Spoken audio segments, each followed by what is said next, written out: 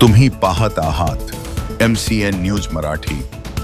गेल्या 3 दिवसांपासून सुरू असलेल्या मुसळधार पावसामुळे विदर्भात अनेक ठिकाणी नदी नाल्यांना पूर आला असून अकोट तालुक्यातील आसेगाव मंडळातील वरूर जवळका परिसराला त्याचा मोठा फटका बसला आहे।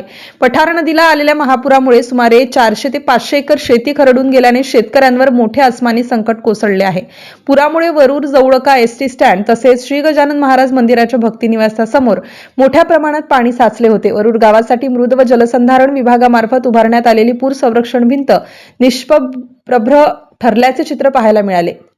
भिंतीवरून पाणी गावात शिरल्याने जनजीवन विस्कळीत झालं तर दोन्ही गावातील संपर्क काही काळ पूर्णपणे तुटला होता। पुराच्या पाण्यामुळे नदीकाठावरील शेकडो एकर शेती पाण्याखाली गेली असून अनेक ठिकाणी सुपीक जमीनच वाहून गेली आहे।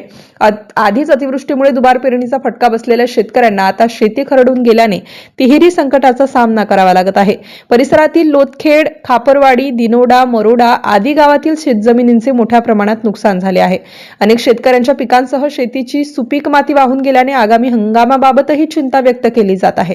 या पार्श्वभूमीवर प्रशासनाने तातडीने नुकसानग्रस्त भागाची प्रत्यक्ष पाहणी करून पंचनामे करावेत, तसेच नुकसानग्रस्त शेतकऱ्यांना आर्थिक मदत व योग्य नुकसान भरपाई जाहीर करावी अशी मागणी परिसरातील शेतकऱ्यांनी केली आहे। MCN न्यूज मराठी करिता प्रभाकर बोरकर, अकोट ग्रामीण। सतीश पंजाबराव काठोडे, सरपंचपती जवळका।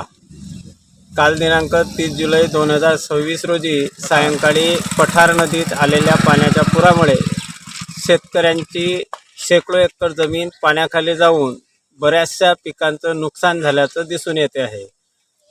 पुराच्या पाण्यामुळे पेरलेली पिके अक्षरशः 300 ते 400 एकरामधील खरडून गेल्याचे दिसून येत आहे। सद्यस्थितीत 5 वाजले असताना सुद्धा पठार नदीच्या पुराचे पाणी शेतकऱ्यांच्या शेतीतून वाहताना दिसते आहे।